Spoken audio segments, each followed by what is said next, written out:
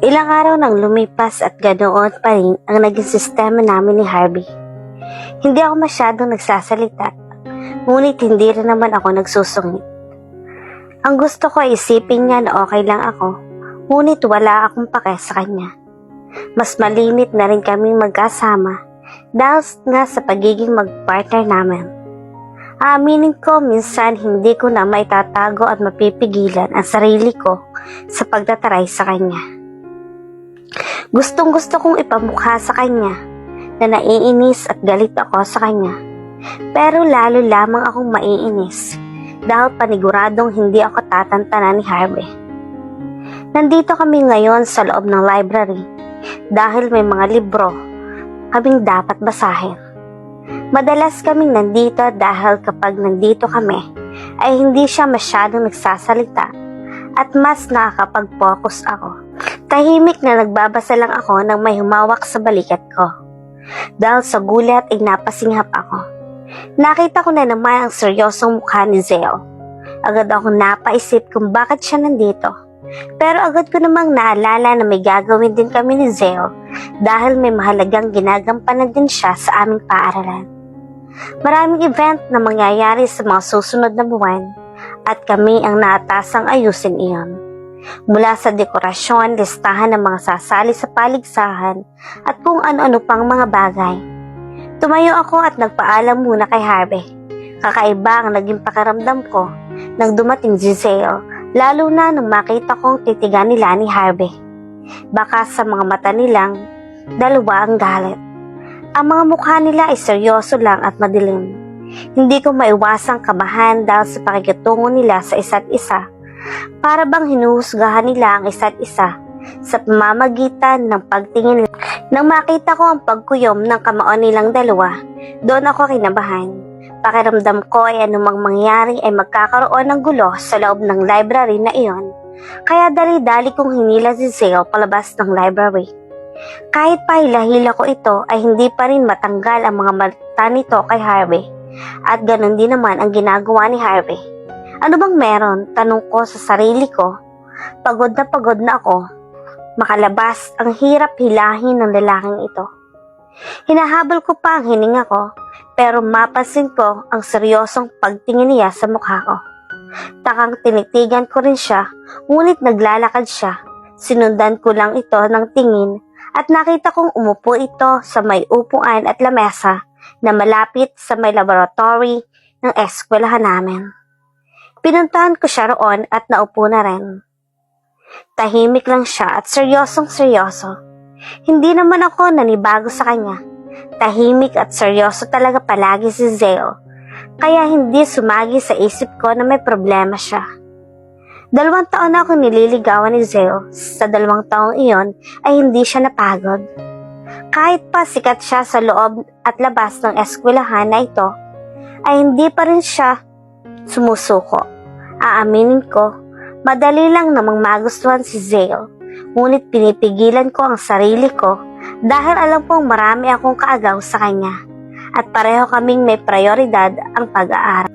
Natapos na kami sa mga dapat naming pag-usapan at sa mga plano namin sa mga nakatakdang event na gaganapin sa eskwelahan. Inaayos ko na ang mga gamit ko nang biglang nagsalita si Zale. "Stay away from Harvey," he said. Nakita ko na naman ang pagkuyom ng kamao niya. I also looked at his face and I saw him controlling his anger. Napakunot noon naman ako. Sa pagkakaalam ko ay hindi naman sila nagpapansinan ni Harvey sa room at hindi sila magkakilala. Ang alam ko rin ay wala silang dapat pag-awayan, kaya bakit siya galit dito? Bakit galit sila sa isa't isa? Ano, bakit? I asked full of curiosity.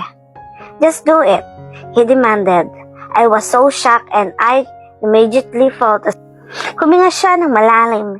Kinalma niya ang sarili at tumingin sa akin.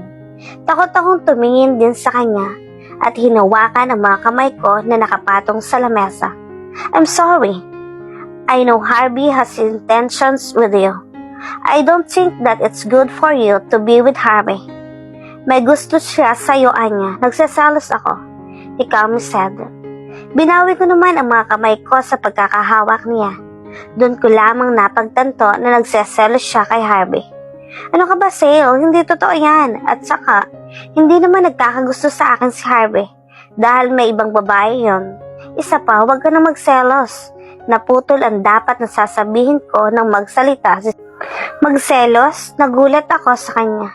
Iba ngayon ang inasal ni Sale. Kahit pa may ibang nagkakagusto sa akin, ay ngayon lamang siya naging ganito. Ngayon lamang siya nagselos. Natahimik na lang ako at nakatitig sa kanya at nagsalita ulit siya. You can't blame me from being jealous, Anya. Lalaki ako. Alam kong may gusto siya sa'yo, he added. Nakatingin lang siya sa akin. Habang seryoso, ngunit nakikita ko sa mga mata niya ang pagsiselos. Itigil mo na yan, Zale. Hindi yan mangyayari. Tumayo ako. Ako magtatalikod na sana ako nang muli siyang magsalita. Why can't you be mine, Anya? Why? Hindi kita minamadali. Pero may pag-asa ba talaga ako sa'yo? I really love you, Anya. I really do. Agad akong nanigas sa mga sinasabi niya.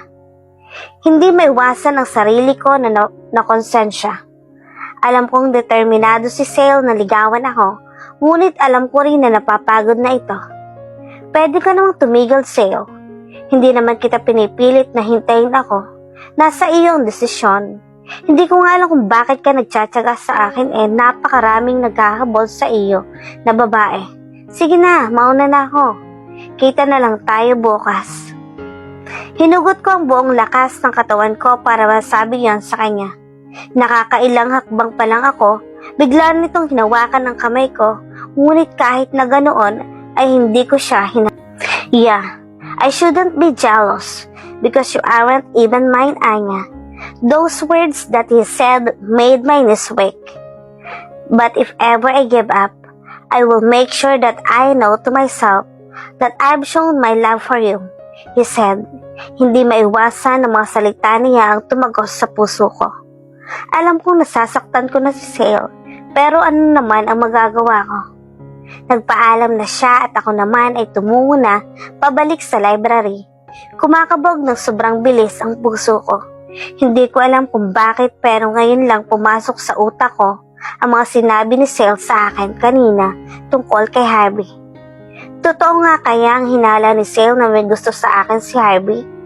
Napailing na lang ako. Imposibleng mangyari yon. Napatunayan ko na iyon dahil sinabi mismo sa akin ng babaeng sumugod sa amin ni Harvey na binabalak akong gawing laruan ni Harvey. Hindi niya ako seseryosohin. Pagbalik ko sa pwesto kung saan ko iniwan si Harvey, ay nakikita kong nakakuyom at madilim pa rin ang mukha ni Harvey. Agad naman itong nag-iba nang makita niya ako. Pinilit kong umiti sa kanya at tinuloy na namin ang dapat naming gawin.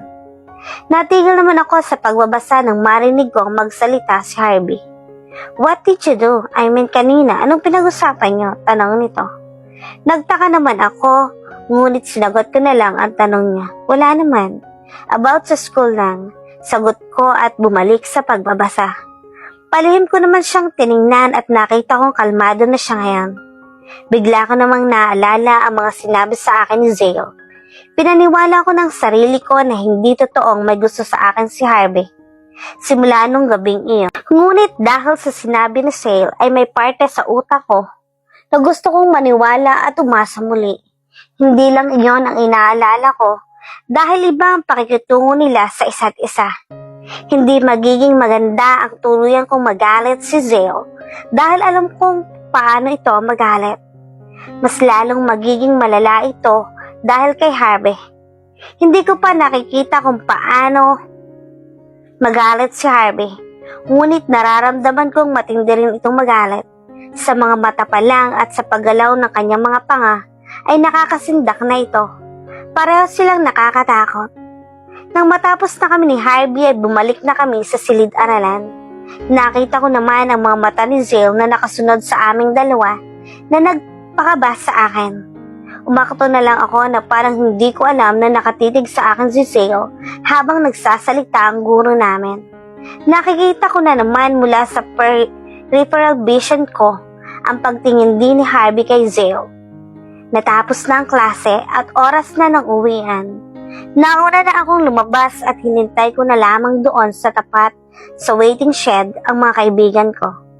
Doon nakita ko ang sabay na paglalakad nila Zale at Harvey na naging dahilan para kabahan ako ng todo. Siningasan ko na lang si Harvey dahil inaya ako nito na sumabay sa kanya at tinanggihan ko. Nakita ko naman ang mga mata ni Zale, binaliwala ko iyon at nginitian siya at Hindi ko gustong may galit na namamagitan sa kanilang dalawa, lalo na kung ako ang dahilan nito. Hindi ko mawaring ngunit nakakaramdam ako ng kaba at pangamba sa mga susunod na pwedeng mangyari. Huminga na lang ako ng malalim at humiling na hindi mangyari kung anuman ang nasa isip ko. Nakita ko na naman ang mga kaibigan ko at sinalubong ako. Sabay na kaming naglakad pa uwi. Gusto kong magkwento kay B ngunit ayaw ko namang maabalak pa ito, kaya nakarating na ako ng bahay na gulong-gulo sa mga isip ko. Sapat na ang mga problema sa araw na ito, Anya. Magpahinga ka naman. Saad ko sa aking sarili.